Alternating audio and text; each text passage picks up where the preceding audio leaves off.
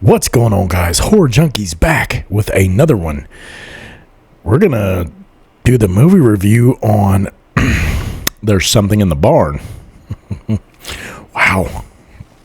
But before I get into that, I definitely appreciate you guys with the subscribe button. Hit that for me. I really appreciate that. And also, while you're there, give me the thumbs up because I definitely appreciate that too. So, There's Something in the Barn. The cast, I'm not really too familiar with. Amrita Acharya. I hope I said that right because I probably janked the shit out of that. Zoe Winter Hansen and Martin Starr. We got a bunch of other. I don't know any of these people.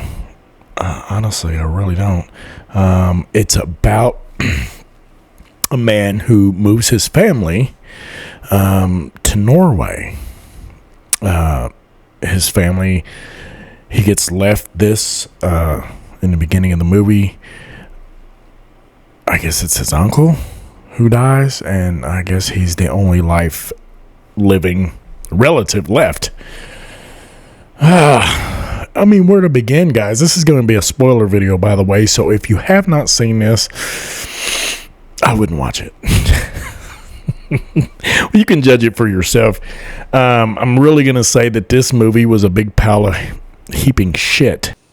That is one big pile of shit. I watched the trailer and thought, man, that looks pretty decent. I'm going to check it out. Luckily, I did rent this movie instead of buying it. I looked in the stores for it. They didn't have it. It was only available for streaming. Couldn't figure out any of the places I have to stream it. So I actually bought it, or I rented it off of Vudu. Thank goodness I did not buy this movie. Guys, they go to Norway, get this house. They call them elves, but they're actually gnomes. Is there a difference? I mean, I think there's a difference. Elves work for Santa Claus and gnomes are in your garden. Whatever. So they do look like gnomes, though. I'm just saying.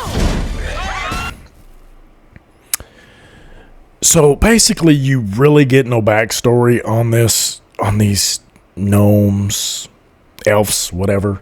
The only thing you get is the son talks to a man in town, and the man says that the elves, you don't want to piss them off. And if you piss them off, well, they're not going to like it. So the little boy asked what you do not to piss them off. And he says, well, they don't like for you to change the barn. Obviously, these elves only are in the barns. And they don't like loud noise, or they don't like light. Almost sounds like a gremlin to me, but, whatever. No backstory. That's it. That's all you get. And the people, his wife, who is hugely annoying as shit, they want to turn the barn into a hotel, an Airbnb.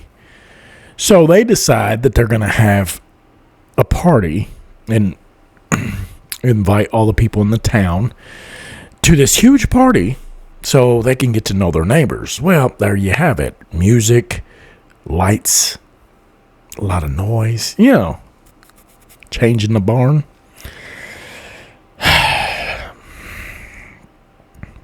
2 hours I'd never get back out of my life again. First of all, amazingly slow. Like, before you even get to the first kill, you're so fucking bored, you can't stand it. I mean, it's just like, why? But I'm already committed. I paid to rent this, so I'm going to see it through. To surprise to me, because this was a big ass shit show. When they do get to the killing, I mean, there's a couple times you see the sheriff. The sheriff, she tells him there's no such thing as elves, blah blah blah, yada yada yada, and when she finally comes last time, the dad's like, do you have a gun? And she's like, I do have a gun, but it's in the car. You see, this is not America. We don't just go around shooting people in the faces. Pretty much what she said. And so they're trying to tell the lady that there's elves, and she's just like, no. Well, here comes one rolling around on a snowmobile. And she's like, stop. She's in front of it. Never tries to move. No, nothing. Gets hit by the snowmobile, and then they show blood just shooting out the back of the snowmobile. And it was terrible. Terrible CGI. The gnomes, they didn't talk. They growled. They kind of yelled a little bit, but they didn't really say anything. And my goodness, I just telling you guys about this, I'm bored as shit. It's just, and then once you get into all the gnomes coming out, it's just nonstop fuckery. That's exactly what it is. There's never been a time in my life that I wanted to stab myself in the face until right at this point when I was watching this movie. I was just like, wow. I mean, obviously they showed all the good parts in the trailer. You know, I've seen some movies that were released to video or digital that was pretty decent. Not bad. There's several of them. This, on the other hand, was fucking terrible. I thought about emailing Voodoo and telling them I wanted my money back. No, I didn't really do that. I'm just joking. But it was that bad. I mean, like, you'd be like, what the hell? Why? I mean, I looked over at my son and I was like, dude, this is the most terrible fucking movie I've ever seen. It's not as bad as Winnie the Pooh, Blood and Honey, because the special effects were definitely better. Not much. But it was terrible. By all means. It is a close second. It's very close. And wow, I think at one point my eyes started bleeding. And I'm joking. That didn't happen. No, I'm fine. But guys, by the time you get to the end of this movie, you are so overwhelmed with stupidity that it's just unbelievable. Now, the family does fight back. They do that. But somehow, the one gun that the sheriff had, somehow the elves got a hold of it. And then they go talk to the guy that tell the little boy to don't piss off the elves. And then at one point, the little boy knew they pissed off the elves, and he went back to the man and he says, what do I need to do? And the man says, okay, this is what you do on Christmas Eve. You take a bowl of porridge out to the barn and give it to the elves. So the little boy's okay. So he makes a bowl of porridge on Christmas Eve. Well, the retarded dad decides he's going to make a Christmas Eve dinner, which is this nasty fish, whatever the hell it is. And he doesn't even like it, although this is probably one of the funniest parts of the movie. He tries to eat it. He tries to act like it's not bad while everybody else spits it out. Terrible. Absolutely terrible. So a couple minutes later, he's in the kitchen. He's in the refrigerator eating something. He eats the porridge. And the little boy's like, now what am I going to do, you know? So the little boy decides to take the nasty ass fish that his dad made that nobody wanted to eat. He decided to take it to the elves as an offering for forgiveness. Well, I'm pretty sure it was this nasty ass fish that pissed him off even more. And that's just when all hell broke loose. So it started out, you had one elf. And once they fought the elf back and hit him a couple of times or stabbed him or something, I don't remember. He roars and there's a shit more come. shit ton of more come out of the barn, and they got pickaxes, they got weapons galore, and you're just like, what? And by the end, you're just like, what do you do? You know, by the end, the one elf that actually lived in the barn that they originally pissed off ended up helping them. Don't know why. Couldn't tell you. Dumb as shit. I guess because the little boy did this when he first met the elf, and the elf did it back, and it means love. Well, fuck, I don't know. You know. Oh my God, guys. If you don't believe me that this movie is that bad, go buy it or go rent it on Vudu.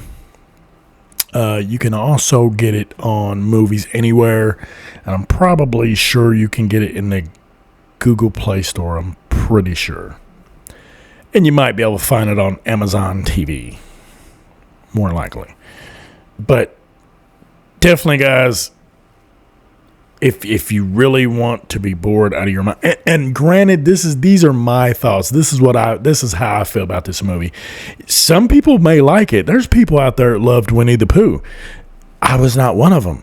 I'm just not that kind of. B movies for me just ain't where it's at. Now, honestly, Terrifier, the first one, was probably one of my favorite movies like that just went to digital. And I love the second one. But low budget movies for me, I'm just not a huge fan of. Just because for me, the story's not there and the special effects are cheesy. If there's a good story and you got cheesy special effects, I'm cool with that. I like that. But you can't have both.